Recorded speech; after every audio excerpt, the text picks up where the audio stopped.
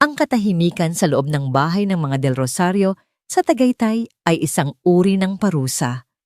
Mabigat ito nanunuot sa bawat siwang ng mamahaling kahoy at sa pagitan ng malalamig na baldosa ng marmol. Dati ang bawat sulok ng bahay na ito, isang obra maestrang idinisenyo, mismo ni Mateo, para sa kanyang pamilya ay binalot sa musika. Ang halakhak ng kanyang asawang si Isabela, ang malamyos na himig mula sa grand piano, ang masayang hiyaw ng kanilang anak na si Maya. Ngayon, tanging ang ugong ng hangin mula sa lawa ng Taal ang pumupuno sa bawat silid, isang ugong na parang pagluluksa. Hindi ko na po kaya, Senyor Mateo. Ang nanginginig na boses ni Rowena, ang ika-9 na tagapag-alaga, sa loob lamang ng 2 taon, ang bumasag sa katahimikan. Nakatayo siya sa may pinto, bit-bit ang kanyang mga gamit sa isang maliit na bag, at ang mga matay namumugto sa takot at pagod. Sinaktan ka ba niya, tanong ni Mateo, ngunit alam na niya ang sagot. Ang boses niya'y walang emosyon, isang kalmado at pagod na pagtanggap sa isa na namang kabiguan. Umiling si Rowena, lalong napaiyak. Hindi po, hindi naman pisikal, pero ibinato niya sa akin ito. Itinaas niya ang isang maliit na bagay na gawa sa kahoy, isang metronome. Ang lumang metronome ni Isabela na may mga gasgas na gawa ng panahon at ng maliliit na kamay na dati masayang pinaglalaruan ito. Alam ko pong mahalaga to sa inyo, sa inyong mag-ina. Pasensya na po. Hindi kumibo si Mateo. Tinitigan niya ang metronome, ang maliit na pendulong nakahinto na parang isang pusong tumigil sa pagtibok. Ito ang simbolo ng lahat ng nawala. Sa kanya ang ritmo, ang oras, ang musika. Senyor, hindi po galit ang anak ninyo. Humihikbing, sabi ni Rowena. Nasasaktan siya at hindi ko alam kung paano aabutin ang sakit na yon. Paumanhin po talaga. Wala nang sinabi pa si Mateo. Tumango lang siya. Walang saysay na pakiusapan pa si Rowena na manatili. Nakita na niya ang itsurang yon sa 8 pang nauna sa kanya. Ang itsura ng isang taong sumuko na. Hinintay niyang maisara ang pinto at ang tunog ng pagsara nito ay umalingaw-ngaw sa buong kabahayan, isang paalala ng isa na namang paglisan. Naiwan siyang mag-isa sa sala, napapalibutan ng mga multo ng nakaraan. Ang tingin niya'y napako sa grand piano, sa gitna ng silid, na babalot ng puting kumot na parang isang bangkay. 2 taon na itong hindi nagigising sa pagtulog. 2 taon na mula nang huling haplusin ng mga daliri ni Isabela ang mga tiklado nito. 2 taon na mula nang ang aksidenteng iyon ay hindi lang kumuha sa buhay ng kanyang asawa, kundi pati na rin sa kakayahan ni Maya na maglakad at sa kakayahan ni Mateo na lumikha. Lumakad siya patungo sa kanyang studio, isang silid na may malalaking bintanang salamin na tanaw ang perpektong kuno ng Bulkang Taal. Dati dito siya nagsusulat ng kanyang mga komposisyon, mga symphony na nagbigay sa kanya ng parangal at pagkilala sa buong mundo. Ngayon, ang silid ay museo ng kanyang kabiguan. Sa ibabaw ng music stand naroon pa rin ang huling piyesa na kanyang isinusulat, isang symphony para kay Isabela. Hindi natapos. Ang mga nota ay nakasulat hanggang sa kalagitnaan lamang ng isang bar na biglang naputol tulad ng buhay ng kanyang asawa. Napapikit si Mateo ang dibdib, ay pinipiga ng pamilyar na bigat ng pagsisisi. Kung sana'y hindi siya nagpumilit na sila ang magmaneho pauwi sa gabing iyon. Kung sana'y napansin niya ang truck na nawalan ng preno. Kung sana. Ang mga kung sana ang bumubuo sa bawat araw niya. Ang mga ito ang nagpatigil sa musika sa loob niya. Paano kalilikha ng kagandahan kung ang kaluluwa mo ay puno ng kaguluhan? Paano ka magsusulat ng mga nota ng pag-asa kung ikaw mismo ay nalulunod sa kawalan nito? Kape po, senyor. Napamulat si Mateo. Si Manang Lita ang kanilang kasambahay.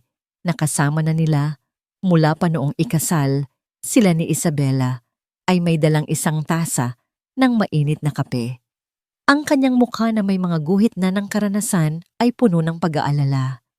Siya ang tanging hindi umalis ang tahimik na saksi sa unti-unting pagguho ng pamilyang ito.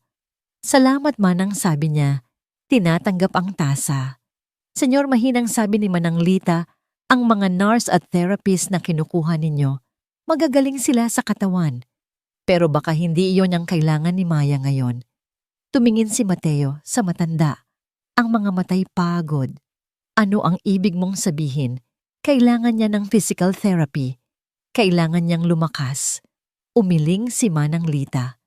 Ang kailangan niyang gumaling ay hindi ang mga binti niya, senyor. Iyon ay sugat na nakikita. Ang mas malalim na sugat ay nasa loob. Itinuro niya ang kanyang dibdib, ang puso.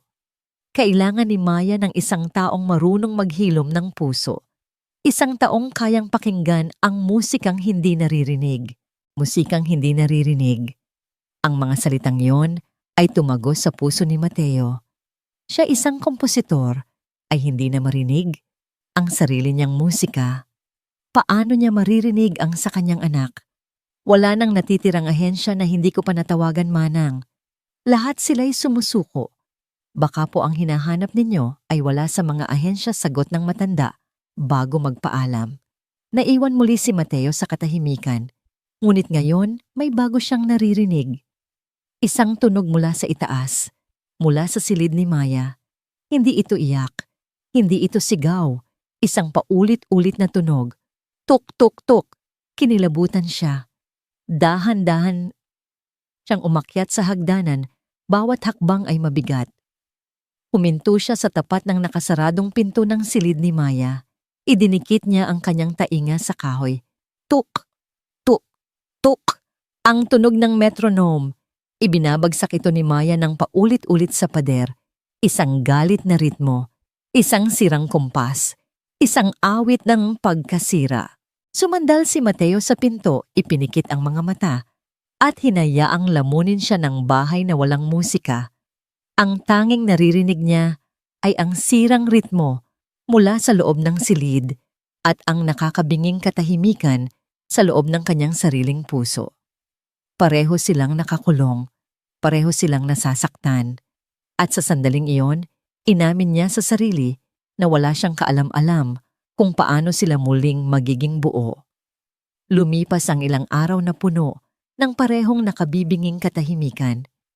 Tinawagan ni Mateo ang lahat ng natitirang ahensya sa Maynila, pati na ang mga nasa karatig lalawigan. Ang sagot ay iisa-isang magalang na pagtanggi. Ang pangalan ni Maya del Rosario ay naging isang babala sa mundo ng mga tagapag-alaga. Isang kaso na walang gustong sumubok, isang pamilyang masyadong basag para buuin. Sa gitna ng kanyang desperasyon, naalala niya ang huling sinabi ni Manang Lita. Baka po ang hinahanap ninyo ay wala sa mga ahensya. May pag-aalinlangan tinanong niya ang matanda kung may kilala ito. May ibinigay si Manang Lita na isang pangalan at numero, isang malayong pamangkin daw sa probinsya ng Laguna, isang dating guro sa special education. Ang huling baraha ni Mateo. Ang huling hibla ng pag-asa. Kaya naman nang tumunog ang intercom sa tarangkahan, isang maulap na umaga, bumaba si Mateo na may mabigat na puso, handa na para sa isa na namang kabiguan.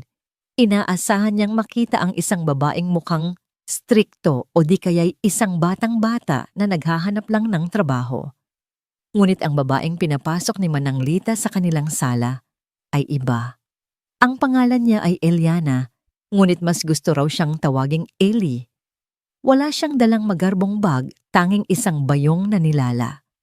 Ang kanyang suot ay isang simpleng blusa at pantalon, malayo sa mga uniforme ng mga naunang tagapag-alaga.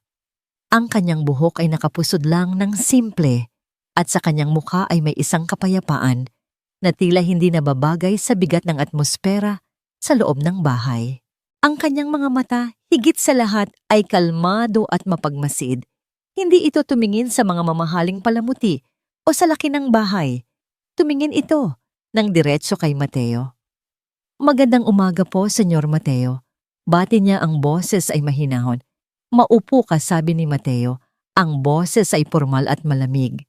Umupo siya sa tapat nito at sa pagitan nila ay isang mesang salamin na sumasalamin sa kanilang dalawa, isang lalaking wasak at isang babaeng buo. Inilatag ni Mateo ang kanyang mga baraha, ang kanyang nakahandang listahan ng mga pagsubok. Diretsahan na tayo, Miss Eliana. Ang anak ko si Maya ay 8 taong gulang. 2 taon na siyang hindi makalakad dahil sa isang aksidente. Mayroon siyang itinakdang physical therapy schedule 2 beses sa isang araw. May mga gamot siyang kailangang inumin sa eksaktong oras. Madali siyang magalit. Hindi siya nakikipag-usap. Ang huling siyam na tagapag-alaga ay hindi tumagal ng higit sa ilang buwan. Ang kailangan ko ay isang taong susunod sa mga patakaran, magpapatupad ng disiplina at hindi susuko sa kanya. Habang nagsasalita si Mateo matiyagalang na nakikinig si Eli, hindi siya sumusulat o tumatango. Nakatitig lang siya sa kanya na para bang ang binabasa niya ay hindi ang listahan ng mga tungkulin, kundi ang kaluluwa ng lalaking nasa harapan niya. Nang matapos si Mateo, isang mahabang katahimikan ang namagitan sa kanila. Inaasahan ni Mateo na magtatanong si Eli tungkol sa sweldo, sa mga araw ng pahinga o sa kalagayan ni Maya. Ngunit ang tanong ni Eli ay bumasag sa lahat ng kanyang inaasahan. Senyor Mateo, mahinahon niyang tanong bago po ang lahat ng ito. Ano po ang himig na nagpapakalma sa kanya dati? Natigilan si Mateo. Sa lahat ng mga profesional na nakausap niya, mga doctor, therapist, nurse, walang sino man ang nagtanong niyon. Ang mga tanong nila ay palaging tungkol sa mga sintomas, sa mga limitasyon sa problema. Ngunit ito, ang tanong na ito ay tungkol sa isang bagay na matagal na niyang ibinaon. Isang himig. Biglang bumalik sa isip niya ang isang alaala na matagal na niyang pilit kinakalimutan dahil sa sakit na dulot nito. Ang imahe ni Isabela na nakaupo sa piano habang kinakandong si Maya na noon ay 3 taong gulang pa lamang. May isang simpleng lullaby, isang kundiman na isinulat ni Mateo para sa kanila na palaging hinuhuni ni Isabela kapag umiiyak si Maya. Ang himig na yon ay laging nagpapatigil sa mga luha ng bata na para bang mahika. Ang alaala ay dumaan na parang kidlat, matamis at masakit ng sabay. Napalunok si Mateo, hindi makapagsalita. Ang tanong ni Eli ay hindi lang isang tanong. Isa itong susi na nagbukas ng isang pinto na matagal na niyang isinara at nilagyan ng kandado. Nang makita ni Eli ang pagbabago sa mukha ni Mateo, hindi na niya ipinilit pa. Nagpatuloy siya na para bang wala siyang napansing kakaiba. Hindi ko po kailangang makita si Maya ngayon. Muling nagulat si Mateo. Ano? Paano mo malalaman kung kaya mo ang trabaho kung hindi mo siya makikita? Ang isang bata po ay salamin ng kanyang tahanan, sagot ni Eli. Gusto ko po munang makilala ang bahay na tinitirhan niya. May pagtataka, ngunit pumayag si Mateo. Tumayo si Eli at dahan-dahang naglakad sa sala. Hinahaplos ang ibabaw ng piano na nababalutan ng kumot. Dumungaw siya sa bintana, tinitigan ang hardin na perpektong inalagaan, ngunit walang buhay. Maaari po ba akong maglakad sa hardin, tanong niya. Tumangulang si Mateo at sinundan ito ng tingin. Mula sa bintana ng kanyang studio, pinanood niya ang babae na maglakad sa damuhan. Huminto ito sa ilalim ng isang puno ng kalachuchi, pinulot ang isang nahulog na bulaklak, at inamoy ito. May kapayakan sa bawat kilos niya, isang katahimikan na sumisigaw sa gitna ng ingay sa isip ni Mateo. Pagkaraan ng ilang minuto, bumalik si Eli sa may pinto. Napakaganda po ng bahay ninyo, senyor. Perpekto, sabi niya, ang mga mata ay nakatingin sa kabuuan ng istruktura. Pero minsan, ang mga pinakamatibay na pader ang siyang pinakamahigpit na kulungan. Ang mga salitang yon ay tumama kay Mateo na parang sampal. Siya ang lumikha ng mga pader na yon. Ang bahay na ito, na dati simbolo ng kanyang pagmamahal, ngayon ay naging isang kulungan para sa kanyang anak at sa sarili niyang kaluluwa. Tawagan niyo na lang po ako kung sa tingin ninyo ay ako na ang kailangan ninyo at ng anak ninyo, sabi ni Eli bago magpaalam ng magalang. Naiwan si Mateo na nakatayo sa gitna ng kanyang perpektong kulungan. Naiinis siya. Naiinis siya dahil binasa ng isang estranghero ang kanyang kaluluwa sa loob lamang ng ilang minuto. Ngunit sa ilalim ng inis, may ibang umuusbong isang bagay na matagal na niyang hindi naramdaman. Pag-uusisa. Tumingin siya sa metronome na nasa ibabaw ng isang mesa pagkatapos ay sa piano na natutulog. Ang tanong ni Eli ay umaling-awngaw sa kanyang isipan. Ano ang himig na nagpapakalma sa kanya dati? Sinubukan niyang huniin ang lalabay, ngunit walang tunog na lumabas sa kanyang lalamunan. Ang himig ay nakakulong sa loob niya, tulad nilang dalawa ni Maya. Sa unang pagkakataon sa loob ng 2 taon, napaisip si Mateo. Baka nga hindi lakas ng katawan ang kailangan ng kanyang anak. Baka ang kailangan nito ay isang taong marunong maghanap ng nawawalang himig. At baka ang babaeng simpleng iyon mula sa probinsya ang tanging taong nakakaalam kung saan magsisimulang maghanap. 2 araw pagkatapos ng kakaibang panayam, tinawagan ni Mateo si Eliana. Hindi niya sinabi ang tunay na dahilan na ang tanong nito tungkol sa nawawalang himig ay hindi siya pinatulog, na ang mga salita nito tungkol sa kulungan ay patuloy na umuukit sa kanyang isipan. Ang sinabi lang niya sa isang boses na formal at kontrolado ay maaari ka nang magsimula bukas. Dumating si Eli kinabukasan dala ang parehong bayong na nilala at ang parehong kapayapaan sa kanyang mga mata. Gaya ng inaasahan ng pinto sa silid ni Maya ay mahigpit na nakasara.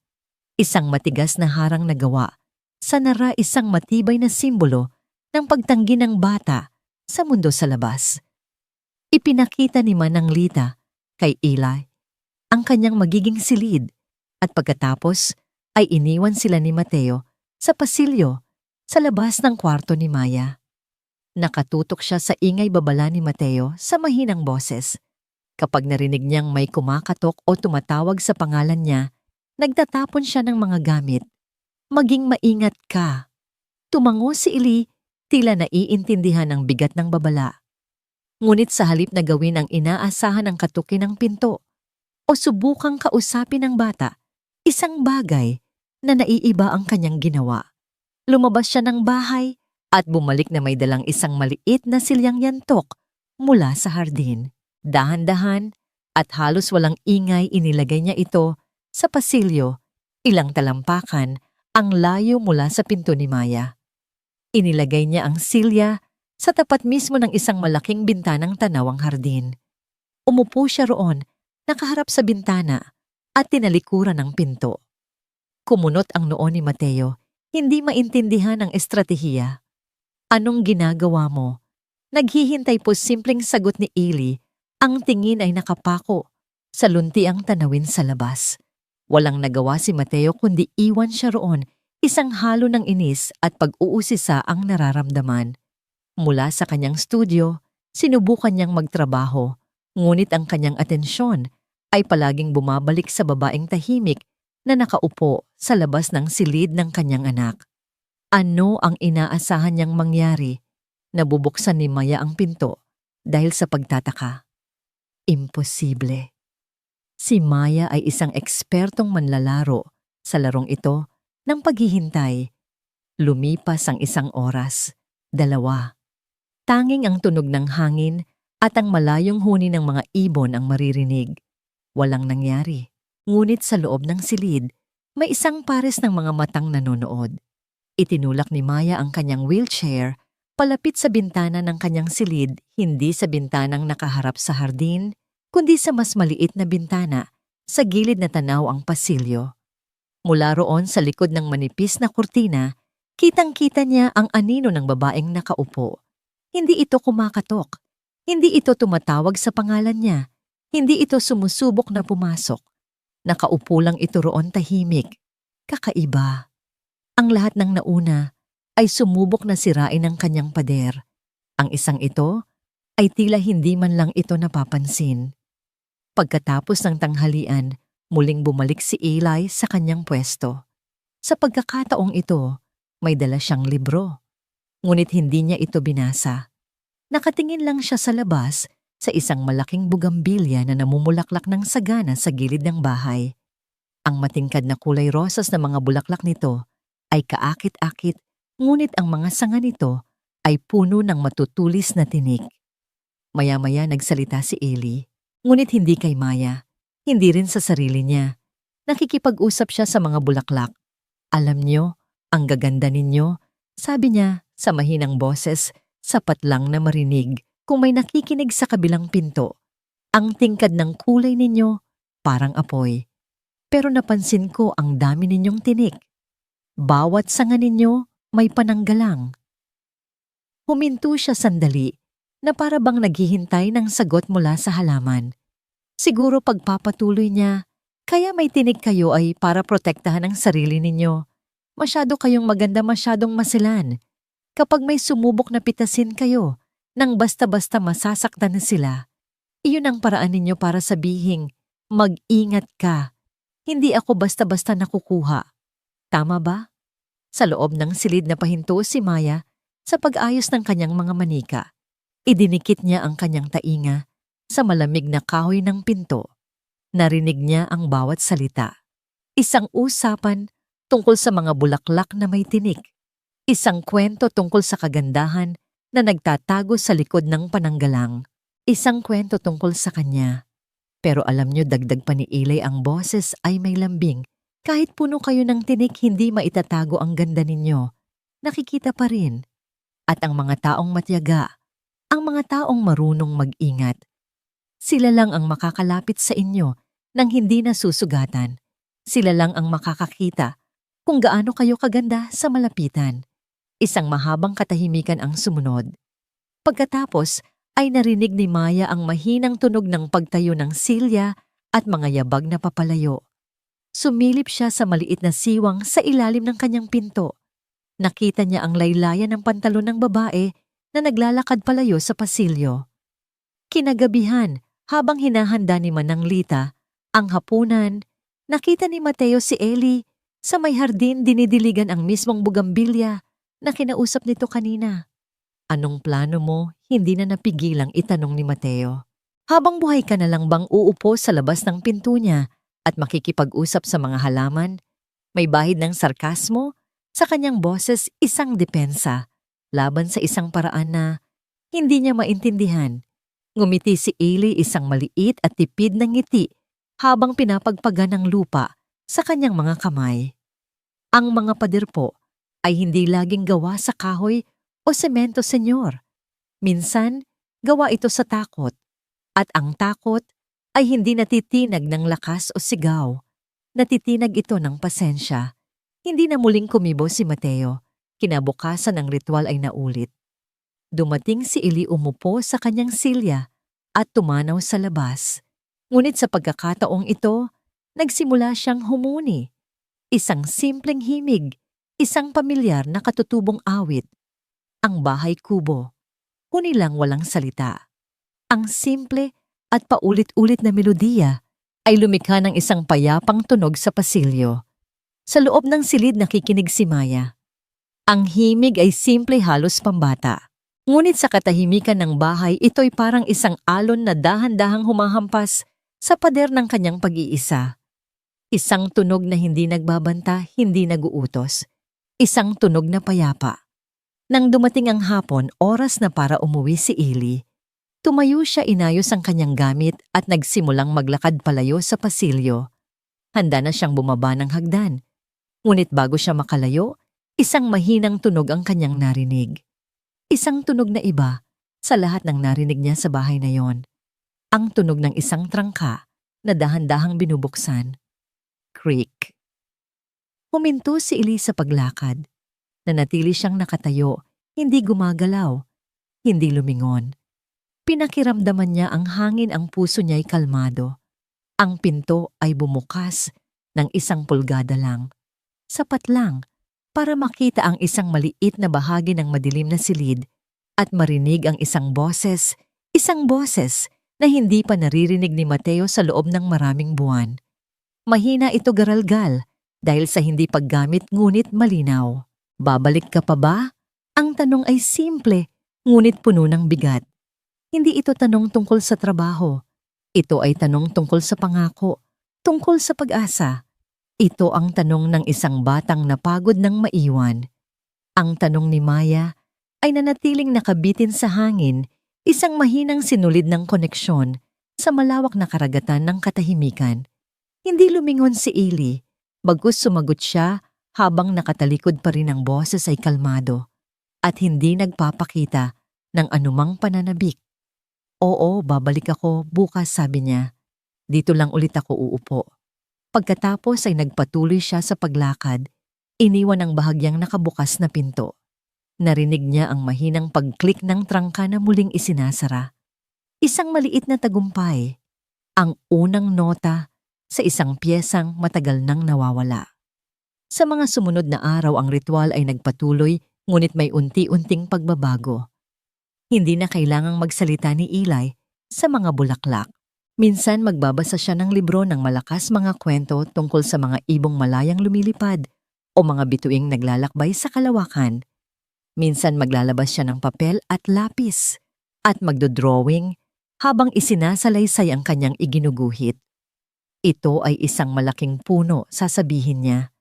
Ang mga ugat niya ay malalim na nakabaon sa lupa, kaya kahit gaano kalakas ang hangin, hindi siya natutumba. Laging nakabukas ng bahagya ang pinto ni Maya. Hindi nagsasalita ang bata, ngunit nakikinig.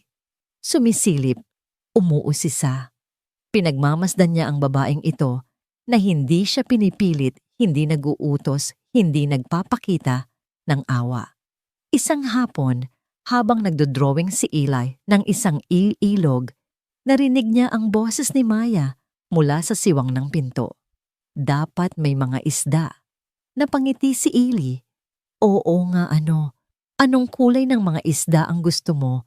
Kahit ano, sagot ng bata at muling isinara ang pinto.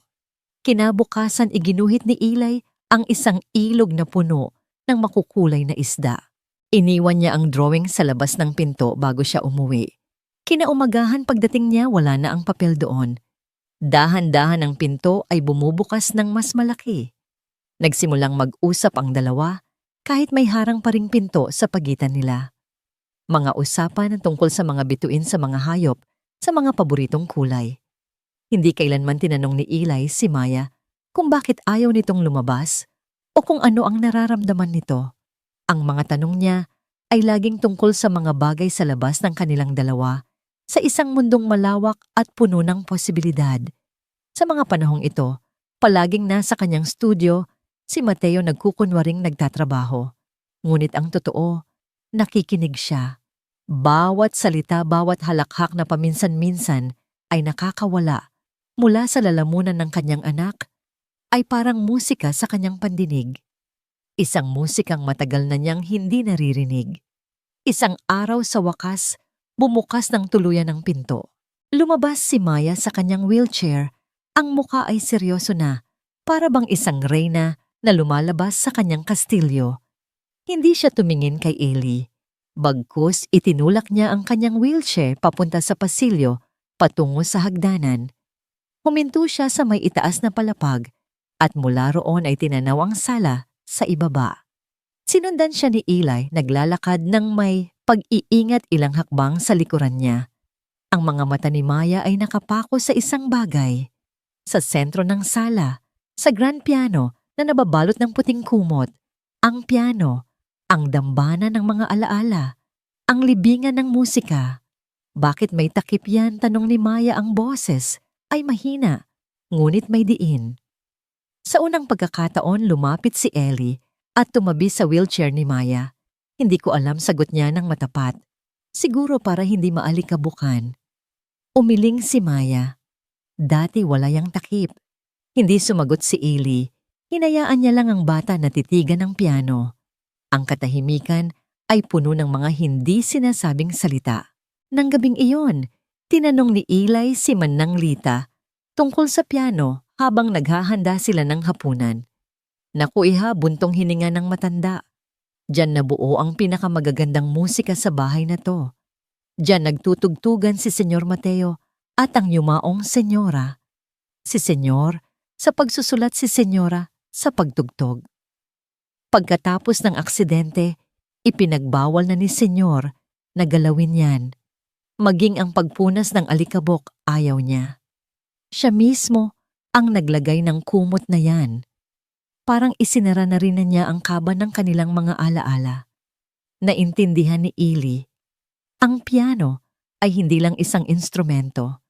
Ito ay isang sagradong lugar, isang simbolo ng pag-ibig na nawala at ng buhay na nagbago. Kinabukasan hindi na umupo si Eli sa pasilyo. Dinala niya ang kanyang silya sa sala, malapit sa piano, ngunit hindi masyadong malapit. Doon siya umupo at muli nagsimula siyang humuni.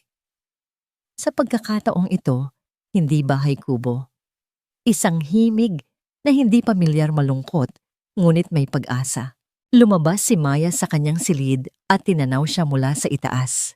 Pagkaraan ng ilang sandali, bumaba siya gamit ang maliit na elevator na ipinakabit ni Mateo para sa kanya.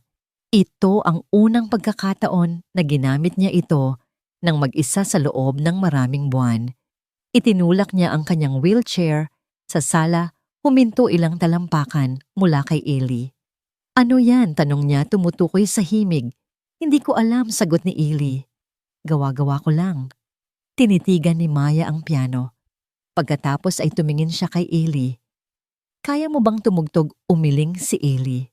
Marunong ako pero kaunti lang. Hindi kasing galing ng mga magulang mo. Ang pagbanggit sa kanyang mga magulang ay hindi nagpagalit kay Maya. Bagkus tumango ito na para bang isang katotohanang matagal na niyang tanggap.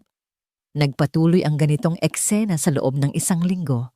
Si Maya sa sala nanonood, si Eli sa kanyang silya, humuhuni ng mga bagong himig. Hindi nila pinag-uusapan ng piano. Ngunit ang presensya nito ay laging nandoon isang tahimik na higante sa gitna nila. Isang gabi nagising si Mateo sa isang tunog na nagpatayo ng lahat ng balahibo sa kanyang katawan. Isang nota, isang solong nota ng piano, mahina at nag-aalangan na umaling-awngaw sa katahimikan ng gabi. Ting! Sinundan ito ng isa pa. Ting! Dahan-dahan bumangon si Mateo mula sa kanyang kama. Sinundan niya ang tunog, ang puso niya'y kumakabog ng malakas. Pagdating niya sa may pinto ng kanyang silid, sumilip siya sa sala sa ibaba. At doon sa liwanag ng buwan na tumatagos sa malaking bintana, nakita niya ito. Inangat ng bahagya ni Maya ang puting kumot. Nasa wheelchair pa rin siya, ngunit naisulong niya ito hanggang sa pinakadulo ng piano. Inunat niya ang kanyang munting braso at sa abot ng kanyang makakaya, hinaplos ng kanyang hintuturo ang isang tiklado. Ting! Isang nota lang. Ngunit sa bahay na yon na matagal nang walang musika, ang isang notang yon ay parang isang buong symphony, ang tunog ng isang bagay na muling nagsisimulang mabuhay.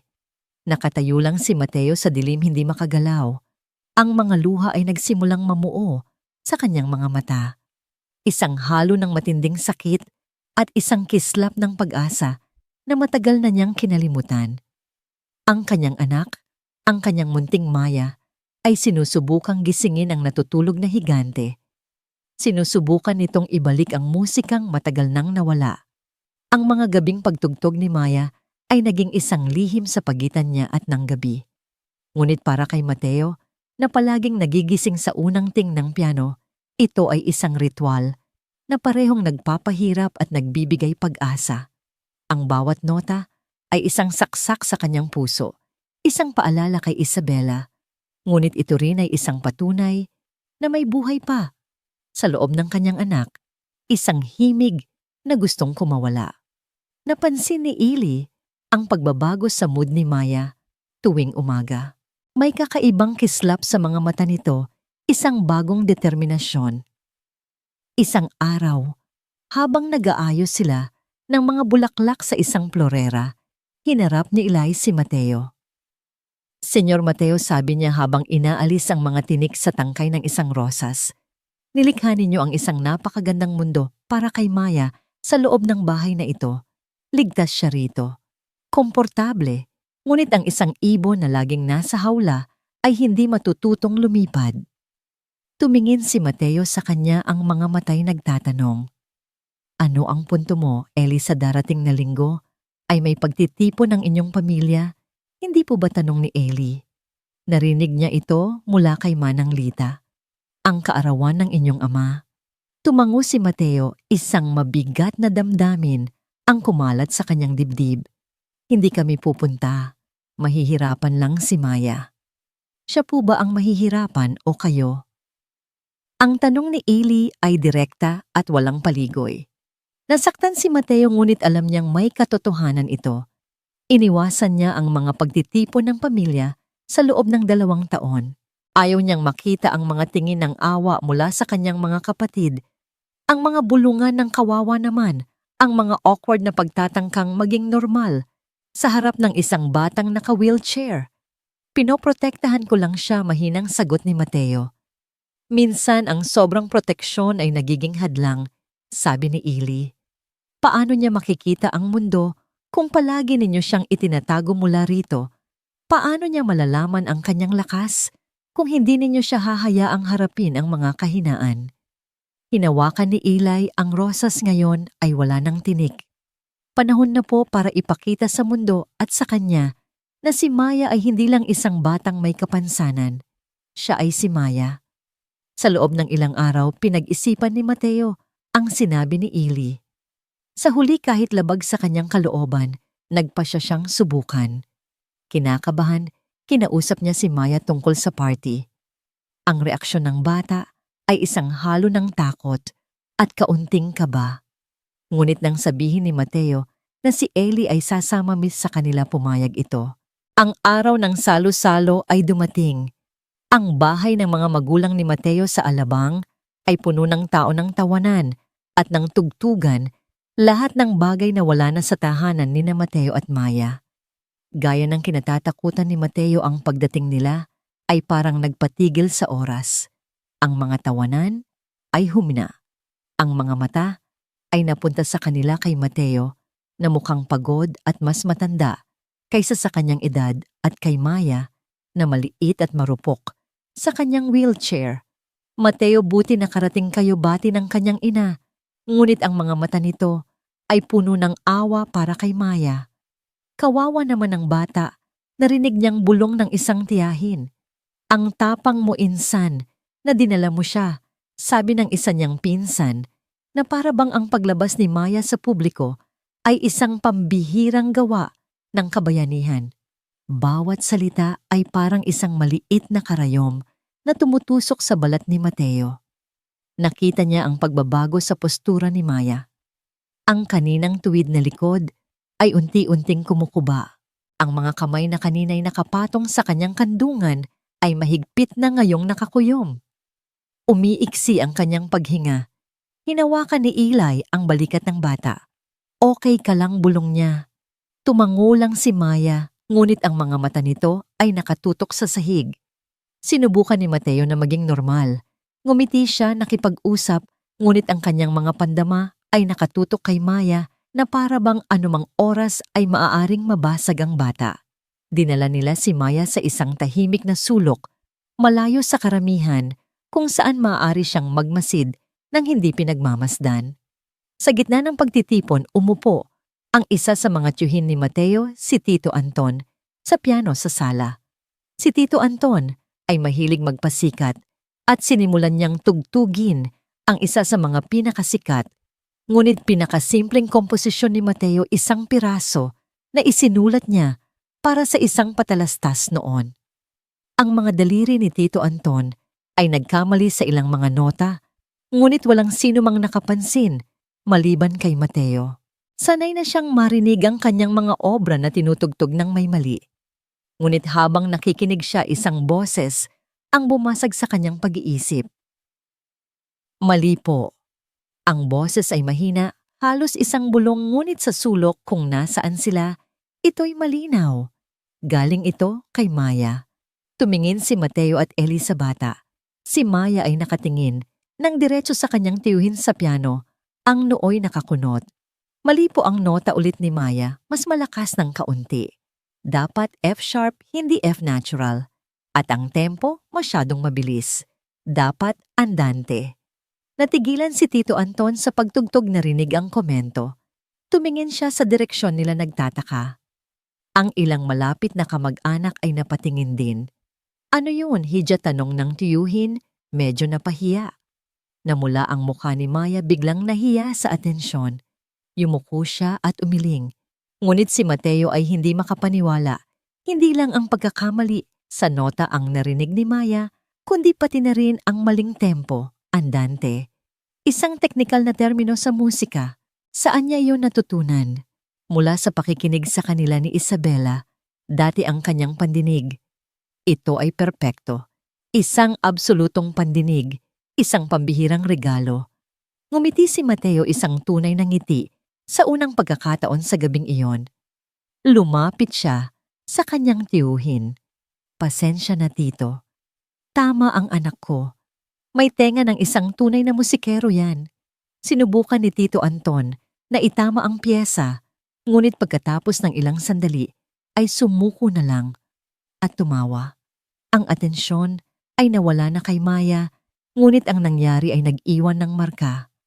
Sa pag-uwi nila, tahimik ang kotse, ngunit hindi ito ang mabigat na katahimikan ng dati. Ito ay isang katahimikang puno ng pag-iisip. Nang nasa bahay na sila at inihahanda na ni Ellie si Maya para matulog, hindi napigilan ni Mateo na purihin ang anak. Ang galing mo kanina, anak.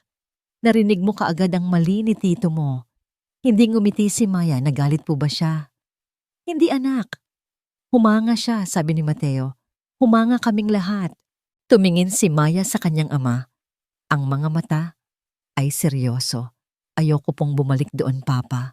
Bakit? Dahil sa mga tingin nila, sagot ng bata. Para akong isang laruang sira na kinakaawaan nila.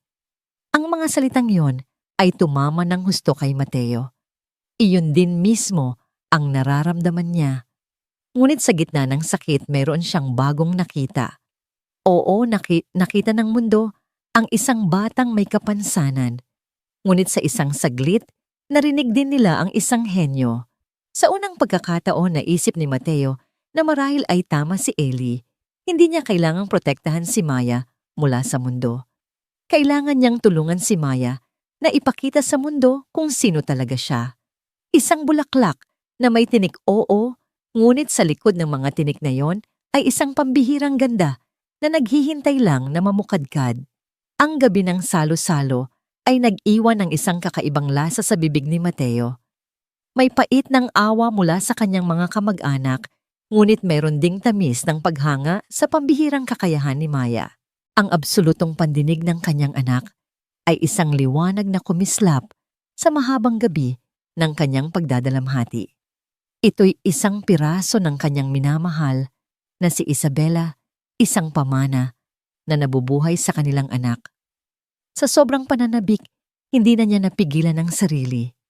Kinabukasan pagkatapos umalis ni Ellie, pumasok si Mateo sa silid ni Maya. Dala niya ang isang lumang aklat ng mga piyesa ng piano, mga simpleng etude na ginagamit ng mga nagsisimula. Maya sabi niya ang boses ay puno ng sigla na matagal nang nawala. Naisip ko lang dahil napakagaling ng pandinig mo, baka gusto mong simulan nating pag-aralan ang mga nota. Pwede nating gawin dito sa isang maliit na keyboard, hindi mo kailangang pumunta sa piano sa ibaba. Tumingin si Maya sa libro, pagkatapos ay sa kanyang ama. May pag-aalinlangan sa kanyang mga mata. Pero Papa, ang mga kamay ko. Kahit isang kamay lang muna, sabi ni Mateo, ang isip ay puno na ng mga posibilidad. Ang mahalaga ay masimulan natin. Alam mo ba ang mama mo? Noong 6 na taong gulang pa lang siya, kaya na niyang tugtugin ang buong librong ito gamit ang 2 kamay. Nasa dugo niyo yan.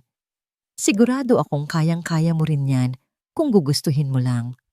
Sinabi niya iyon ng may pagmamahal at pagmamalaki, iniisip na ito'y magiging isang inspirasyon. Ngunit sa halip na makita ang nangiti sa mukha ni Maya, ang nakita niya ay isang unti-unting pagdidilim. Ang kislap sa mga mata ng bata ay napalitan ng isang anino. Ang pagbanggit sa kanyang ina na laging inilalarawan bilang perpekto at walang kapantay ay hindi naging inspirasyon.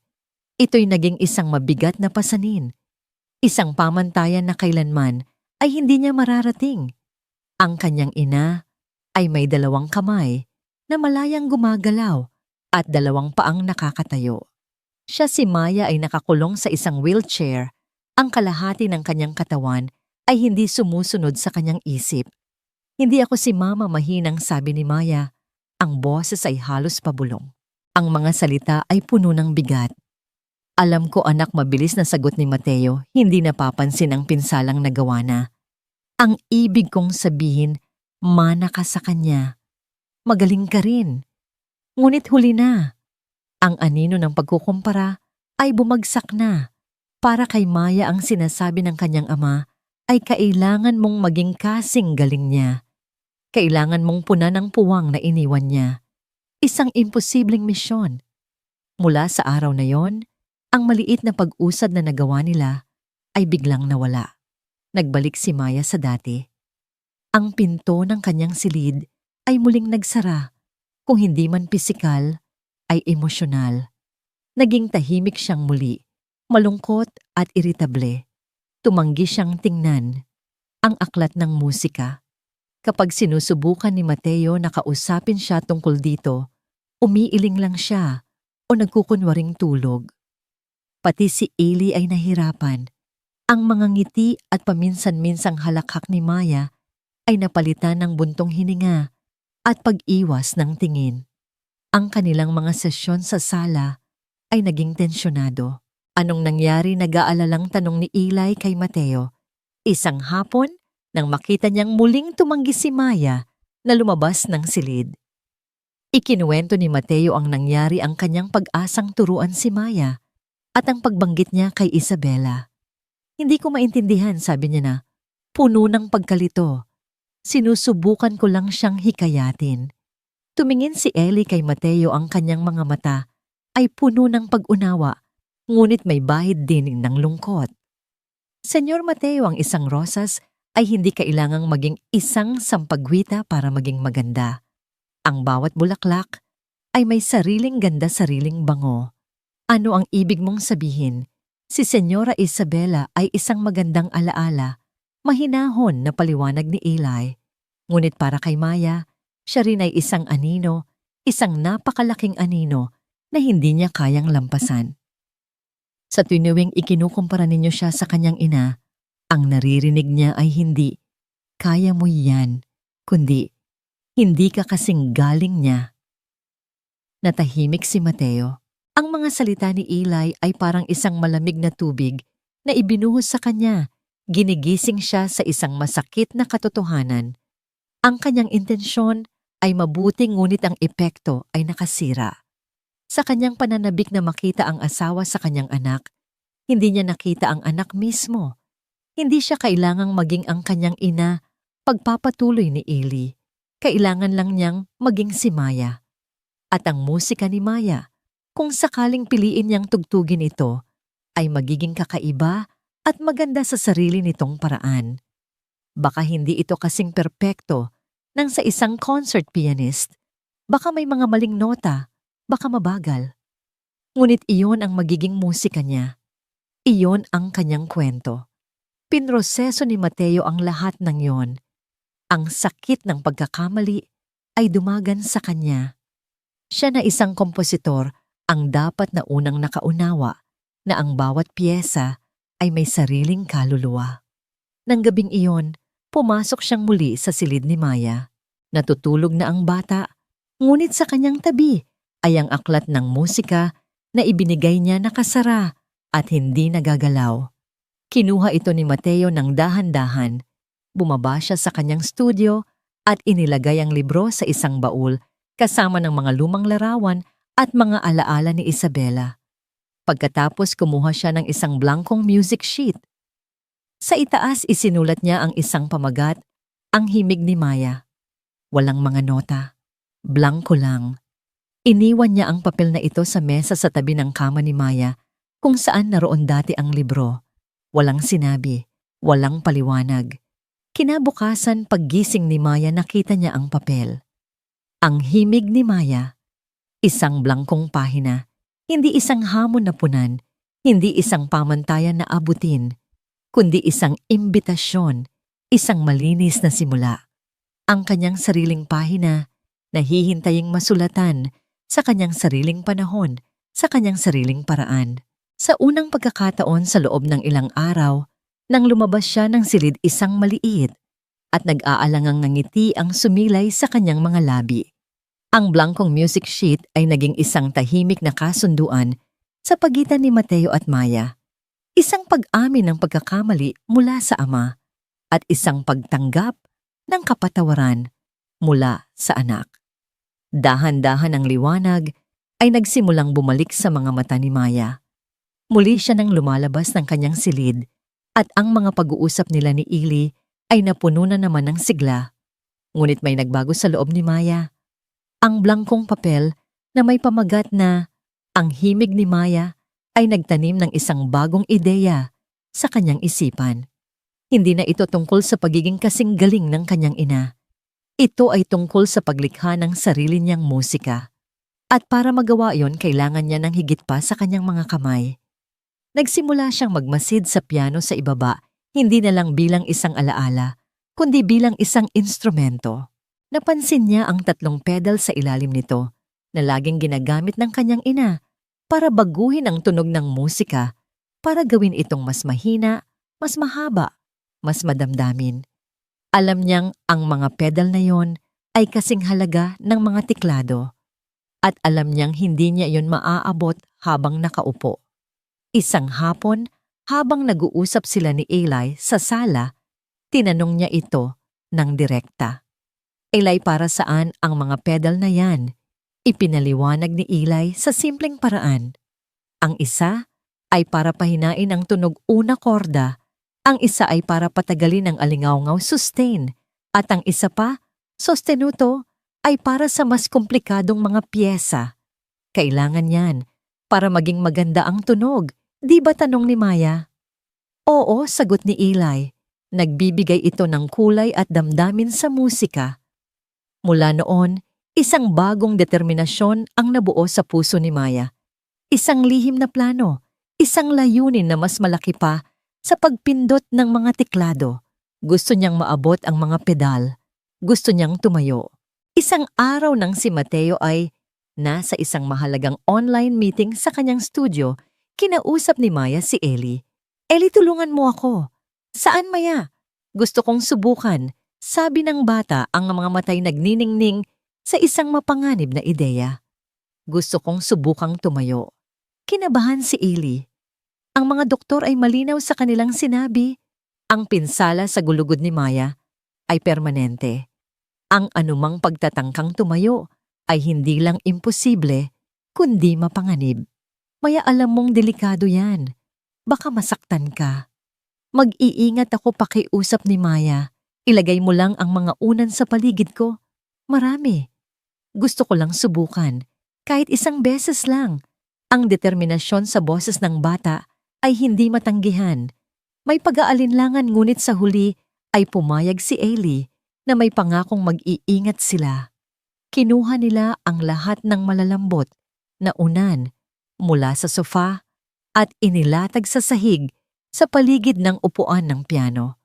Pagkatapos, maingat na inalalayan ni Eli si Maya mula sa wheelchair papunta sa upuan ng piano. Ang simpleng paglipat na yon ay isang tagumpay na sa kanilang dalawa. Sige na, sabi ni Maya, humihinga ng malalim. Handa na ako. Anong gagawin mo, tanong ni Eli. Ang mga kamay ay nakaalalay sa likod ng bata. Vivin mo ako sa piano stool, sabi ni Maya. Ang boses ay nanginginig sa kaba at pananabik. Susubukan kong itulak ang sarili ko pataas gamit ang mga braso ko. Sumunod si Eli. Humawak si Maya sa gilid ng upuan, ang mga buto sa kanyang mga braso ay lumitaw sa ilalim ng kanyang balat dahil sa puwersa. Ipinikit niya ang kanyang mga mata. Isa, 2, 3. Gamit ang lahat ng lakas sa kanyang munting katawan, itinulak niya ang kanyang sarili. Nagawa niyang iangat ang kanyang sarili ng bahagya mula sa upuan. Ngunit ang kanyang mga binti na walang lakas ay hindi sumunod. Nawalan siya ng balanse. Ang kanyang mga kamay ay dumula sa makinis na kahoy ng upuan. Maya sigaw ni Eli, sinusubukang saluhin siya. Ngunit huli na, bumagsak si Maya sa sahig. Tumama siya sa mga unan, ngunit sa kanyang pagbagsak ang kanyang tuhod ay sumalpok sa matigas na paanan ng piano. Isang matinis na sigaw ng sakit at pagkabigo ang pumuno sa buong bahay. Sa kanyang studio, natigilan si Mateo sa gitna ng kanyang meeting. Ang sigaw na yon, alam niya kung kanino galing. Walang paalam pinatay niya ang tawag at kumaripas ng takbo palabas. Ang nakita niya sa sala ay isang eksena mula sa kanyang pinakamasamang bangungot. Si Maya ay nasa sahig umiiyak at yakap-yakap ang kanyang tuhod. Si Eli ay nakaluhod sa tabi niya, ang muka ay putlang-putla sa takot. Ang mga unan ay nagkalat mga saksi sa isang nabigong pagtatangka. Anong nangyari, sigaw ni Mateo, ang boses ay umalingaw-ngaw na parang kulog. Papa, ang sakit, iyak ni Maya. Binuhat ni Mateo ang kanyang anak, ang puso niya'y dinudurog ng takot at galit. Inilagay niya si Maya sa sofa at sinuri ang kanyang tuhod. May malaking pasa na nagsisimulang mamuo. Walang nabali, ngunit ang takot na naramdaman niya ay hindi masukat. Hinarap niya si Eli, ang kanyang mga mata ay nag-aapoy sa galit. Anong ginawa mo, muli niyang sigaw? Bawat salita ay puno ng akusasyon. Bakit siya nasa sahig? Sinabi ko sa iyo na mag-ingat ka, senyor. Pasensya na po. Sinubukan niya lang pong... Nauutal na paliwanag ni Eli. Sinubukan ng ano? Ang sakta ng sarili niya, putol ni Mateo. Ang kanyang takot ay naging isang bulag na galit. Pinagkatiwalaan kita. Ipinagkatiwala ko sa iyo ang buhay ng anak ko at hinayaan mo siyang gawin ito. Nagtanim ka ng mga imposibleng ideya sa isip niya. Umaasa siyang makakatayo. At tingnan mo kung anong nangyari. Yumuko si Eli, hindi makatingin sa kanya. Patawad po. Hindi sapat ang patawad mo, sigaw ni Mateo. Ang lahat ng kanyang pinipigilang emosyon, ang takot, ang pagsisisi, ang kawalan ng pag-asa, ay sumabog at natuon lahat kay Eli. Binigyan mo siya ng huwad na pag-asa. Pinaniwala mo siyang kaya niyang gawin ang mga bagay na sinabi na ng siyensya na imposible. Ayoko nang makita pa ang pagmumukha mo rito. Napatingala si Eli, ang mga matay nanlalaki sa gulat. Narinig mo ako, sabi ni Mateo, ang boses ay malamig at pinal. Umalis ka na. Ngayon din. Ang mga salitang umalis ka na ay binitawan ni Mateo na parang isang hatol. Malamig, pinal at walang puwang para sa anumang apela. Nanatiling nakayuko si Eli, ang mga balikat ay nanginginig. Hindi dahil sa takot, kundi sa bigat ng kabiguan. Nabigo siya ng protektahan si Maya at nabigo siyang panatilihin ang tiwala ni Mateo. Ngunit bago pa man siya makatayo, para lisanin ang bahay, isang boses ang pumigil sa lahat. Hindi. Ang sigaw ay nanggaling kay Maya. Nakaupo siya sa sofa, ang muka ay basang-basa ng luha, ngunit ang kanyang mga mata ay nagliliyab sa isang damdaming mas malakas pa sa sakit, galit. Galit na hindi para kay Eli, kundi para sa kanyang ama. Hindi siya aalis. Sigaw muli ni Maya, itinuturo si Eli. Wala siyang kasalanan. Ako ang nagpumilit.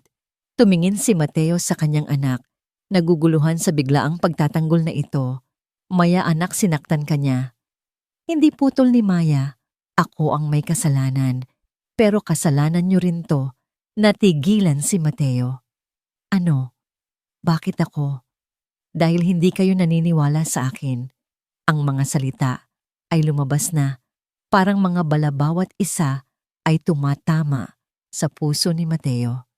Kayo ang laging nagsasabi kung ano ang hindi ko kaya. Kayo ang laging nagpapakita ng takot. Si Eli lang ang tumingin sa akin at nagtanong kung ano ang gusto ko at gusto kong subukan. Kahit masaktan ako, gusto kong subukan. Ang pagsabog ng damdamin ni Maya ay nagpatulala sa silid. Ang kanyang mga salita ay latigo ng katotohanan na humahampas sa mukha ni Mateo. Sa loob ng 2 taon ang tingin na ibinibigay niya kay Maya ay tingin ng pag-aalala ng limitasyon. Ang tingin ni Eli ay tingin ng posibilidad. Sa gitna ng katahimikan tumayo si Eli, ang mukha'y determinado. Hindi siya aalis ng ganito. Hindi niya iiwan si Maya sa ganitong kalagayan. Senyor Mateo, sabi niya, ang boses ay mahinahon ngunit matatag. Patawad kung nilabag ko ang tiwala ninyo. Ngunit ang anak ninyo ay hindi isang babasaging kristal. Isa siyang mandirigma. At ang isang mandirigma ay kailangang lumaban. Labanan ng ano? Ang katotohanan, mapait na sagot ni Mateo. Ang katotohanan ay hindi na siya makakalakad pa. Hindi muling sigaw ni Maya. Sa pagkakataong ito, ang kanyang sigaw ay may kasamang isang pambihirang kilos. Gamit ang kanyang mga braso, itinulak niya ang sarili pababa mula sa sofa. Gumapang siya sa sahig sa kabila ng sakit sa kanyang tuhod palapit sa piano. Maya, anong ginagawa mo? Bumalik ka rito, utos ni Mateo puno ng pag-aalala. Ngunit hindi nakinig si Maya. Nagpatuloy siya sa paggapang hanggang sa maabot niya ang paanan ng piano stool.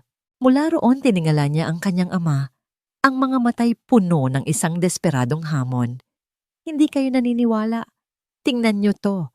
Hinawakan niya ng mahigpit ang 2 paa ng upuan. Ang kanyang mga braso ay nanginginig sa puwersa.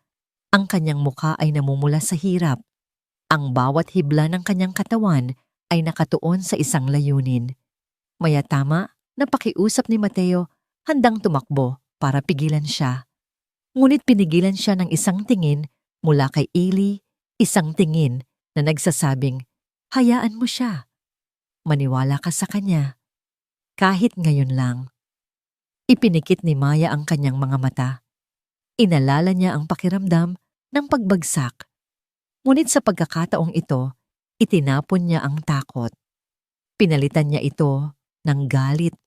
Galit sa kanyang mga binti na ayaw sumunod. Galit sa mga tingin ng awa. At higit sa lahat, galit sa kawalan ng tiwala ng sarili niyang ama. Grrrr! Isang ungol ng determinasyon ang kumawala mula sa kanyang lalamunan. Dahan-dahan pulgada, bawat pulgada, itinulak niya ang kanyang sarili pataas. Ang kanyang mga braso ang bumubuhat sa bigat ng kanyang katawan. Ang kanyang mga binti ay nakabaluktot walang silbi. Ngunit patuloy siya. Ang mundo ni Mateo ay tumigil sa pag-ikot. Ang tanging nakikita niya ay ang kanyang anak na lumalaban sa grabidad sa siyensya sa sarili nitong katawan. Bawat sandali ay parang isang kawalang hanggan. At pagkatapos nangyari ito, gamit ang huling onsa ng kanyang lakas, itinulak ni Maya ang kanyang sarili at isinandal ang kanyang likod sa mismong piano. Ang kanyang mga braso ay binitawan ng upuan. Sa isang milagrosong sandali, siya ay nakatayo. Ang kanyang mga binti ay nanginginig na parang dahon sa hangin. Ang kanyang buong katawan ay basang-basa ng pawis. Ang kanyang paghinga ay malalim at mabilis. Ngunit siya ay nakatayo, mag-isa, walang tulong. Tumagal ito ng 1 segundo, 2 segundo, 3 segundo. 3 segundo na nagpabago ng lahat. Sa loob ng 3 segundong yon, tumingin si Maya ng diretso sa mga mata ng kanyang ama. Sa kanyang mga mata, walang galit, walang sakit. Tanging isang tanong, naniniwala na po ba kayo ngayon? Pagkatapos ng 3 segundo ang lakas ay tuluyang nawala. Ang kanyang mga binti ay bumigay at siya ay bumagsak pabalik sa sahig. Ngunit sa pagkakataong ito, hindi ito isang pagbagsak ng kabiguan. Ito ay isang pagbagsak ng tagumpay. Nakatulala si Mateo. Hindi siya makapagsalita. Hindi siya makagalaw. Ang kanyang isip ay sumusubok na iproseso ang imposibleng bagay na kanyang nasaksihan. Ang mga sinabi ng doktor, ang mga resulta ng MRI, ang mga diagnosis, lahat ay nawalan ng saysay sa harap ng 3 segundong iyon. Si Eli, ang unang kumilos. Lumapit siya kay Maya at niyakap ito ng mahigpit. Nagawa mo, bulong niya, ang boses ay puno ng luha. Maya, nagawa mo. Dahan-dahan na, para bang isang taong naglalakad sa panaginip, lumapit si Mateo. Lumuhod siya sa harap ng kanyang anak. Hinaplos niya ang basang buhok ni Maya, ang kanyang mga kamay ay nanginginig. Paano yun lang ang salitang lumabas sa kanyang bibig. Tumingin si Maya sa kanya pagod, ngunit may ngiti sa kanyang mga labi. Dahil gusto ko po, sagot niya, na para bang iyon ang pinakasimpleng paliwanag sa mundo. Yumuko si Mateo hanggang sa ang kanyang noo ay sumayad sa sahig. At doon sa harap ng kanyang anak at ng babaeng pinagsabihan niya ng masasakit na salita, humagulgol siya. Isang iyak ng pagsisisi, ng pagkamangha at ng isang bagong silang na damdamin na matagal na niyang ibinaon. Pananampalataya. Patawarin mo ako, anak, sabi niya sa gitna ng kanyang mga hikbi. Patawarin mo ako sa hindi ko paniniwala. Patawarin mo ako.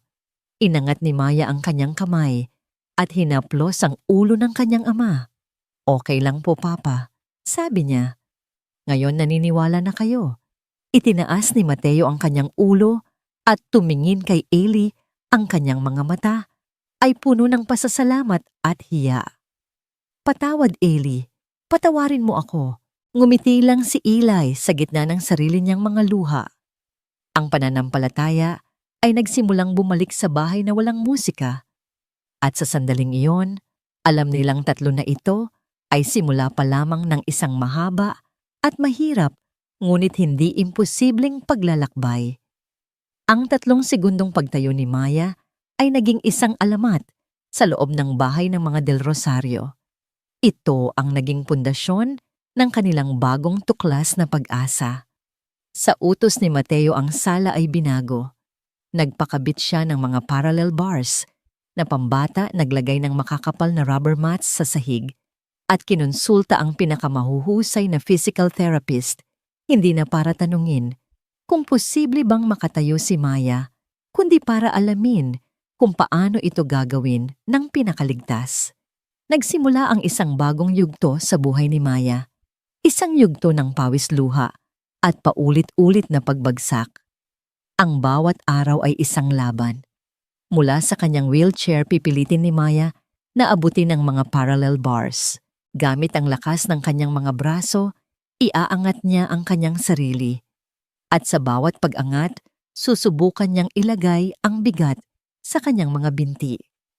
Sa una, ang mga binti niya ay parang 2 espageteng walang buhay. Kaagad siyang babagsak. Ngunit hindi sila sumuko. Si Eli ay laging nasa tabi niya, nagbibigay ng suporta at tamang gabay sa postura. Si Mateo naman, na dati takot na mapanood ang anumang paghihirap ng anak, ay naging kanyang pinakamalaking tagahanga. Inaayos niya ang mga unang pinupunasan ang pawis sa noo ni Maya at palaging may handang salita ng pag-encourage. Isa pa, anak, kaya mo yan. Magaling. Mas matagal ka nang nakatayo ngayon kaysa kahapon. Ngunit ang progreso ay napakabagal, masakit. Pagkatapos ng 1 buwan ng pagsasanay, ang pinakamatagal na kayang itayo ni Maya ay 10 segundo. Pagkatapos ng 2 buwan, 15 segundo. Ang bawat segundong nadadagdag ay katumbas ng daan-daang pagbagsak. Ang sala na dati isang lugar ng malungkot na alaala ay naging isang gymnasium ng determinasyon. Ngunit ito rin ay naging isang lugar ng matinding pagkadismaya. Ayoko na, sigaw ni Maya isang hapon pagkatapos ng 20 pagbagsak niya sa araw na yon. Bumagsak siya sa makapal na rubber mat, ang mukay basang-basa ng pinaghalong pawis at luha. Pagod na ako. Ang sakit-sakit na ng mga braso ko at ang mga binti ko. Wala pa ring nangyayari. Lumuhod si Mateo sa tabi niya. Anak, nagkakaroon ng pagbabago. Mas lumalakas ka. Hindi totoo, hagulgol ni Maya. Pareho pa rin kahapon. Nakatayo ako ng 20 segundo. Ngayon, hindi ko man lang maabot ang 10. Umuurong ako. Papa, umuurong. Ang paghihirap na makita ang anak na ganito ay unti-unting kumakain sa bagong pananampalataya ni Mateo. Nagsimulang bumalik ang mga demonyo ng pagdududa sa kanyang isipan. Paano kung tama ang mga doktor? Paano kung ang 3 segundong yon ay isang pambihirang fluke lang, isang muscle spasm na hindi na mauulit? Paano kung pinapahirapan lang namin siya sa isang bagay na talagang imposible? Ang mga gabing dati puno ng tahimik na pag-asa ay napalitan ng mga gabing puno ng pag-aalala. Nagsimula siyang magsaliksik online, nagbabasa ng mga medical na journal, naghahanap ng mga katulad na kaso. Ang lahat ng nababasa niya ay tumuturo sa iisang konklusyon. Ang tsansa ay halos wala. Isang gabi, habang mahimbing na natutulog si Maya, pagod mula sa maghapong pagsasanay, gumawa si Mateo ng isang bagay na ipinangako niyang hindi na gagawin. Palihim niyang tinawagan ng isang kilalang espesyalista sa spinal cord injuries sa Amerika, isang doktor na dati na niyang kinonsulta. Isinara niya ang pinto ng kanyang studio, ang boses ay halos pabulong. Dr. Miller, it's Mateo del Rosario. Yes, about my daughter Maya. Ikinuwento niya ang lahat, ang 3 segundong pagtayo, ang mabagal na progreso, ang araw-araw na paghihirap. Umaasa siyang makarinig ng kahit anong salita ng pag-asa. Ngunit ang sagot ng doktor ay malamig at klinikal. Mr. Del Rosario, what you're describing sounds like neuromuscular facilitation, a temporary response. It's admirable that she has K-will, but based on her medical records, the damage is extensive. The chances of her achieving functional ambulation are frankly statistically insignificant. Pagkatapos ay dumating ang mga salitang dumurog sa puso ni Mateo. Have you considered a specialized residential facility? They can provide her with the best quality of life within her limitations. They teach children to be independent in their wheelchairs, to focus on skills that are realistically achievable. Hindi na narinig ni Mateo ang iba pang sinabi ng doktor. Within her limitations, realistically achievable, specialized residential facility. Ang mga salitang iyon ay parang mga pako na ibinabaon sa kanyang dibdib. Isang pasilidad kung saan tinuturuan ang mga bata na sumuko. Pinatay niya ang tawag, ang kanyang mga kamay ay nanginginig. Sumandal siya sa kanyang upuan, ang mukhay nakasubsob sa kanyang mga palad. Ang pagdududa ay naging isang dambuhalang halimaw na lumalamon sa lahat ng kanyang pag-asa. Baka nga mali sila. Baka nga pinapahirapan lang nila si Maya. Baka ang pinakamagandang magagawa niya bilang ama ay ang tulungan siyang tanggapin ang kanyang kapalaran. Sa kabilang panig ng bahay nagising si Maya. Nauuhaw siya. Dahan-dahan itinulak niya ang kanyang wheelchair palabas ng silid patungo sa kusina para kumuha ng tubig. Habang dumadaan siya sa tapat ng studio ng kanyang ama, narinig niya ang boses nito. Ang pinto ay hindi gaanong nakasara at ang mga salita, kahit pabulong, ay malinaw sa katahimikan ng gabi. A specialized residential facility. Within her limitations, realistically achievable. Natigilan si Maya sa gitna ng pasilyo. Ang baso na hawak niya ay nahulog mula sa kanyang kamay at nabasag sa sahig, ngunit hindi niya ito pinansin. Specialized residential facility. Isang lugar kung saan ipinapadala ang mga batang tulad niya. Isang lugar kung saan sila itinatago. Within her limitations, sa loob ng kanyang mga limitasyon, ang mga salitang kinamumuhian niya. Narinig niya ang pag-uusap nila ng kanyang ama. Ang kanyang ama na nagsabing naniniwala na ito. Ang kanyang ama na nangakong susuporta sa kanya. Ang kanyang ama ay sumusuko na. Ang katotohanan yon ay mas masakit pa sa alinmang pagbagsak na naranasan niya. Ang pisikal na sakit sa kanyang mga braso at binti ay walang-wala kumpara sa sakit ng pagtataksil na gumuguhit ngayon sa kanyang puso. Dahan-dahan at halos walang ingay, itinulak niya ang kanyang wheelchair pabalik sa kanyang silid. Hindi na siya nauuhaw. Ang nararamdaman niya ay isang nagyelong lamig na kumakalat sa buong katawan niya na para bang ang lahat ng dugo ay umalis sa kanyang mga ugat. Humiga siya sa kanyang kama, ngunit hindi na nakatulog. Nakatitig lang siya sa kisame sa blangkong music sheet na nakadikit doon. Ang himig ni Maya. Isang kasinungalingan. Paano siya lilikha ng sarili niyang himig kung ang mismong kompositor ng kanyang buhay ay nawalan na ng pananampalataya sa kanya? Kinabukasan may kakaibang katahimikan kay Maya. Isang katahimikang mabigat at mapanganib. Pumasok si Eli sa kanyang silid, gaya ng dati na may masayang bati. Magandang umaga, Maya. Handa ka na ba para sa ating pagsasanay? Hindi sumagot si Maya. Nakaupo lang siya sa kanyang wheelchair, nakatingin sa labas ng bintana. Maya, tawag muli ni Eli lumalapit. May problema ba? Dahan-dahang lumingon si Maya. Ang kanyang mga mata, na dati puno ng determinasyon, ay blangko at walang buhay.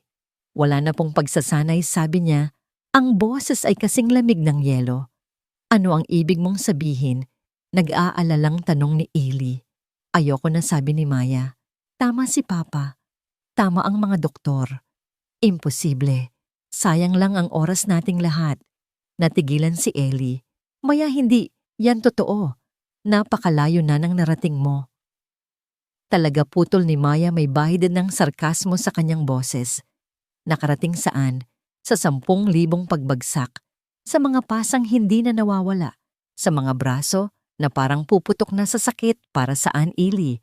Para sa 20 segundo, tapos ano? Bukas, baka 15 segundo na lang ulit. Tapos babalik sa 10. Tapos sa wala. Tumayo siya mula sa wheelchair at gumapang papunta sa kanyang kama. Humiga siya at nagtalukbong ng kumot. Pagod na ako, sabi niya.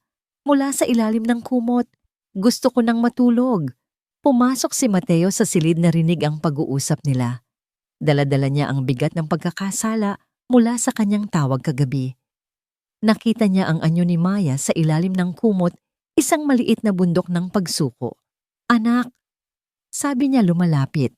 Umalis na po kayo, sagot ni Maya, ang boses ay muffled.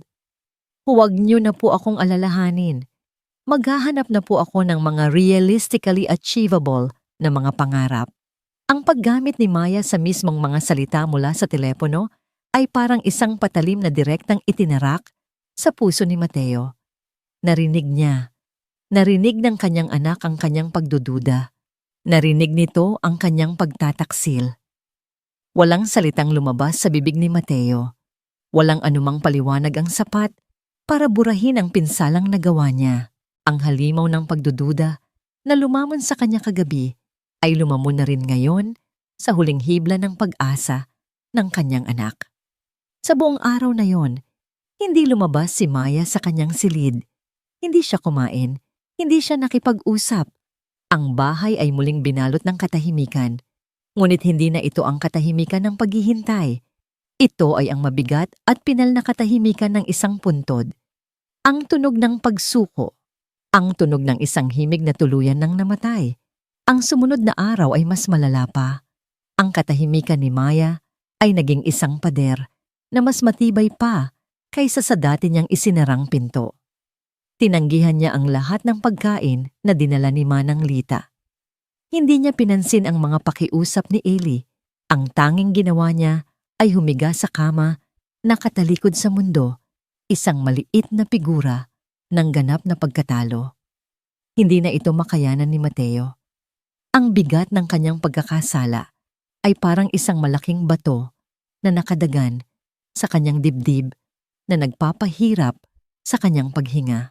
Kinagabihan pumasok siya sa silid ni Maya, determinado na sirain ang pader na siya mismo ang nagtayo. Maya, anak, mag-usap tayo, pakiusap niya. Umupo sa gilid ng kama. Hindi kumilos si Maya. Alam kong narinig mo ako kagabi. Pagpapatuloy ni Mateo, ang boses ay nanginginig. Patawarin mo ako. Nagkamali ako, anak. Natakot ako. Natakot akong makita kang nasasaktan araw-araw. Dahan-dahang gumalaw si Maya sa ilalim ng kumot. Humarap siya sa kanyang ama at ang nakita ni Mateo sa mukha ng kanyang anak ay nagpadurog sa kanyang puso.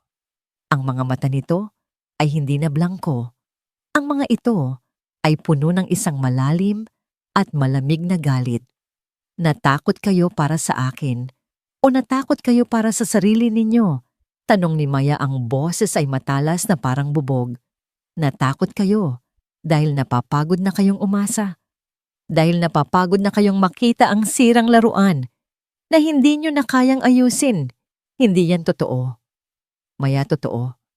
Sigaw ni Maya, biglang umupo. Itinapon niya ang kumot. Gusto nyo na akong itapon, di ba ipadala sa isang lugar kung saan hindi nyo na ako makikita para hindi na ako maging paalala ng kabiguan ninyo. Hindi sigaw pabalik ni Mateo, ang luha ay nagsisimula nang bumuo sa kanyang mga mata. Mahal na mahal kita, anak. Kung mahal niyo ako, bakit kayo sumuko? Ang tanong ni Maya ay tumagos sa pinakabuod ng kaluluwa ni Mateo. Kung mahal niyo ako, bakit hindi kayo naniniwala sa akin? Hindi makasagot si Mateo dahil sa isang madilim na sandali sa kaibuturan ng kanyang pagod na puso, sumuko nga siya. At nakita yun ni Maya. Lahat kayo lumabas, kayo, utos ni Maya. Ang tingin ay lumipat mula kay Mateo patungo kay Ellie na tahimik na nakatayo sa may pinto. Iwanan niyo akong mag-isa. Sanay na naman ako. Ngunit hindi umalis si Ellie. Lumapit siya kay Maya at hinawakan ang kamay nito. Hindi ka namin iiwan, Maya, at hindi kami sumuko sa'yo. Siya sumuko, sigaw ni Maya, binawi ang kamay at itinuro si Mateo. Ang sarili kong ama sumuko sa akin. Sa sandaling iyon, isang bagay ang nabali sa loob ni Mateo. Ang sakit, ang pagsisisi, ang pag-ibig, lahat ay nagsama-sama at naging isang desperadong desisyon. Hindi niya hahayaan na matapos ito ng ganito. Hindi ako sumuko, sabi niya. Ang boses ay basag, ngunit puno ng isang bagong determinasyon. Tumayo siya at naglakad papunta sa kabilang dulo ng silid, malapit sa bintana. Humarap siya kay Maya. Ang distansya sa pagitan nila ay parang isang malawak na bangin. Patutunayan ko sa iyo, sabi niya.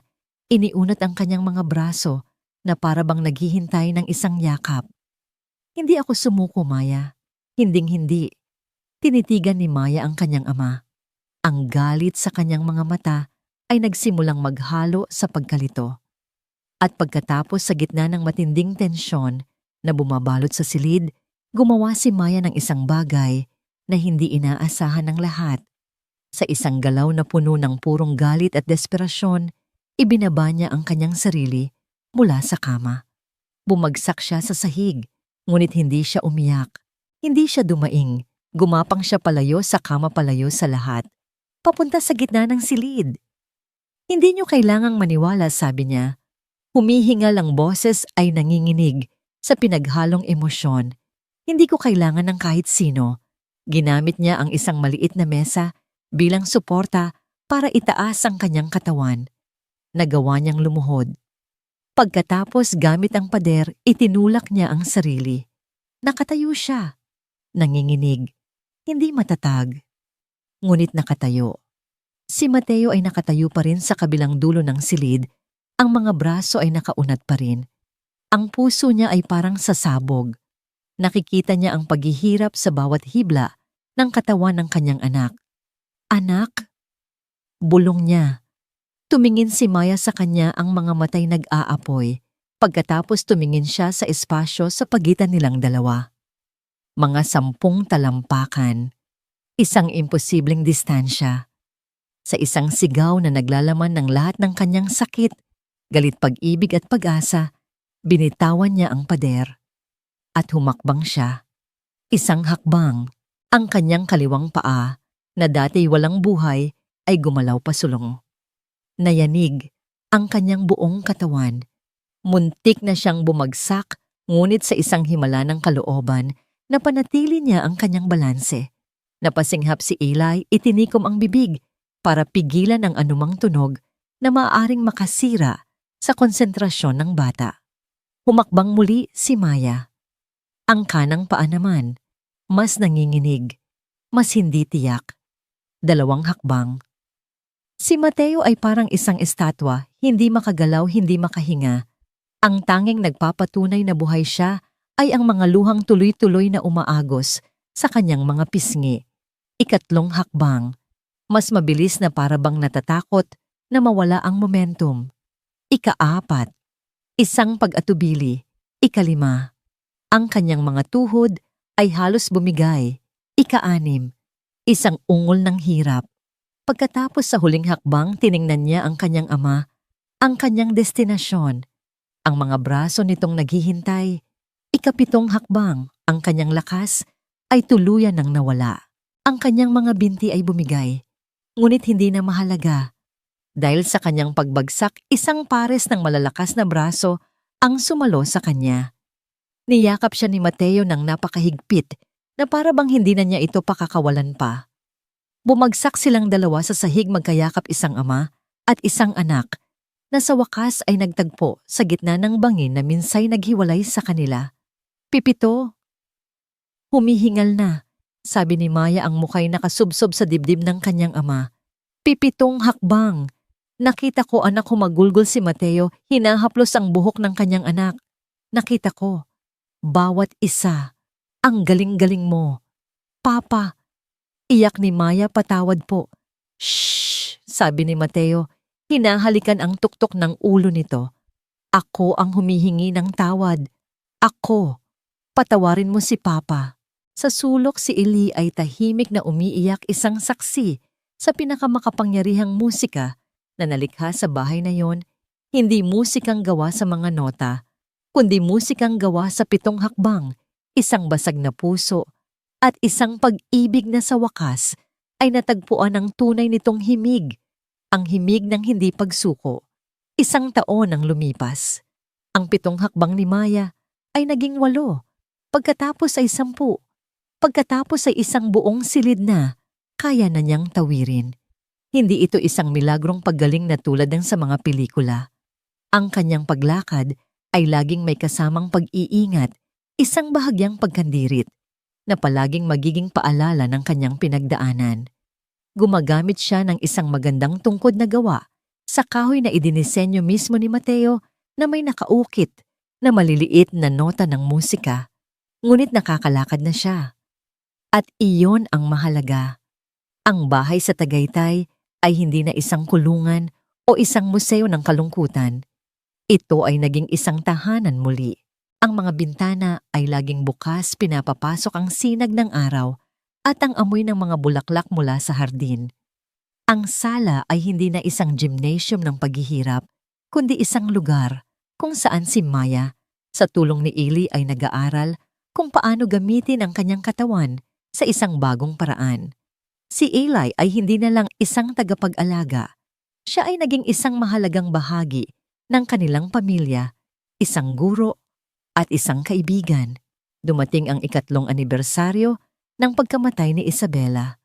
Sa mga nakaraang taon, ang araw na ito ay isang araw ng pag-iwas at pagluluksa. Ngunit sa taong ito, nagpasya si Mateo na gawin itong isang araw ng pag-alala at pagdiriwang ng buhay. Nag-imbita siya ng iilang piling tao, ang kanyang mga magulang, ang mga kapatid niya, na natutunan ng tumingin kay Maya nang may paghanga sa halip na awa si Manang Lita at si Eli. Hindi ito isang malaking handaan, isang simpleng salo-salo lamang. Sa gitna ng pagtitipon, nawala si Maya. Hinanap siya ni Mateo at natagpuan sa sala, tahimik na nakatayo sa harap ng piano. Ang puting kumot na dating bumabalot dito ay matagal nang nakatago sa baul. Ang kahoy nito ay makintab at laging pinupunasan, at ang mga tiklado ay laging handa. Okay ka lang, anak, tanong ni Mateo. Tumango si Maya at tumingin sa kanya. Papa, gusto ko pong tumugtog para kay Mama. Isang ngiti ang sumilay sa labi ni Mateo. Sige anak. Siguradong matutuwa siya. Tinulungan niya si Maya na maupo sa upuan ng piano. Sa pagkakataong ito, kaya na niyang abutin ang mga pedal, lalo na ang sustain pedal na pinakamahalaga sa kanya. Ang lahat ng kanilang mga bisita ay tahimik na pumasok sa sala, naupo at naghintay. Walang nag-utos sa kanila, kusa silang naramdaman na isang sagradong sandali ang magaganap. Huminga ng malalim si Maya. Ipinikit niya ang kanyang mga mata na para bang nagpapaalam sa kanyang ina. Pagkatapos ipinatong niya ang kanyang mga daliri sa mga tiklado. Ang mga unang nota ay simple at nag-aalangan. Hindi ito isang piyesa mula sa isang sikat na kompositor. Hindi rin ito ang mga lumang awitin ni Mateo. Ito ay isang bagay na bago. Isang himig na malinaw na galing sa puso ng isang bata. Ang melodiya ay may bahid ng kalungkutan, isang pag-alala sa nawala. Ngunit habang tumutuloy ito, isang bagong tema ang umusbong, isang tema ng pag-asa, ng determinasyon. Ang mga nota ay parang mga hakbang, minsan ay mabagal at hirap, minsan ay mas mabilis at mas tiyak. Ang kanyang kaliwang kamay ay nagbibigay ng simpleng harmonya habang ang kanang kamay ang kumakanta ng pangunahing himig. Ginamit niya ang sustain pedal, pinapatagal ang tunog ng bawat nota, pinupuno ang buong silid ng isang alingawngaw na puno ng damdamin. Ito ang himig ni Maya. Ang blangkong papel na dati nasa kanyang silid ay napuno na. Nakinig ang lahat na bibighani. Nakita nila hindi lang ang isang batang tumutugtog ng piano. Nakita nila ang kanyang buong paglalakbay sa bawat nota. Ang pagbagsak, ang pagtayo, ang 7 hakbang, ang tagumpay. Nang matapos ang piyesa sa isang huling nota na mahaba at puno ng kapayapaan, isang ganap na katahimikan ang bumalot sa silid. Pagkatapos isa-isang tumulo ang mga luha sa mga mata ng mga nakikinig. Sinundan ito ng isang marahan at magalang na palakpakan, isang pagkilala sa isang milagrong kanilang nasaksihan. Nang gabing iyon, pagkatapos umalis ng mga bisita, naupo si Mateo sa tabi ni Maya sa piano. Ang ilaw lang mula sa buwan ang nagsisilbing liwanag nila. "Ang ganda ng tinugtog mo, anak," sabi niya, ang boses ay puno ng pagmamalaki. "Ang ganda ng himig mo." Ngumiti si Maya. "Para po sa inyo ni Mama." Hindi na nagsalita pa si Mateo, bagkus ipinatong niya ang kanyang mga daliri sa mga tiklado sa tabi ng mga daliri ng kanyang anak. Sinimulan niyang tugtugin ang himig ni Maya, ngunit dinagdagan niya ito ng mas malalim na harmonya ng isang counter melody na yumayakap sa himig ng bata. Nagkatinginan sila at sabay nang ngumiti. Sa unang pagkakataon sa loob ng 3 taon, ang bahay ay napuno ng musika na galing sa 2 Del Rosario. Isang duet, isang pag-uusap na walang salita. Ang ama ay hindi na tinatapos, ang isang lumang hindi natapos na symphony. Bagkus nagsisimula siya ng isang bago kasama ang kanyang anak. Ang kanilang mga himig magkaiba, ngunit magkatuwang, ay nagsasama-sama lumilikha ng isang bagong kwento. Tumayo sila at lumabas sa terasa, kung saan si Eli ay tahimik na nagmamasid sa kanila, may ngiti sa kanyang mga labi. Magkakasama silang 3 na pinanood ang lawa ng Taal, ang ibabaw nito'y kumikinang na parang pilak sa ilalim ng buwan. Ang bulkan ay natutulog payapa. "Pinalaya mo kami, anak," bulong ni Mateo, inakbayan si Maya. Sumandal si Maya sa kanyang ama. Ang pagod, ngunit masayang puso ay payapa na. Tumingala siya at nakita ang isang tala na kumislap ng pinakamaliwanag sa lahat. Hindi na niya kailangang maging katulad ng kanyang ina para maging isang bituin. Siya ay isang tala sa kanyang sariling kalangitan. Isang tala na dumaan sa kadiliman, ngunit sa huli ay muling natutong magningning.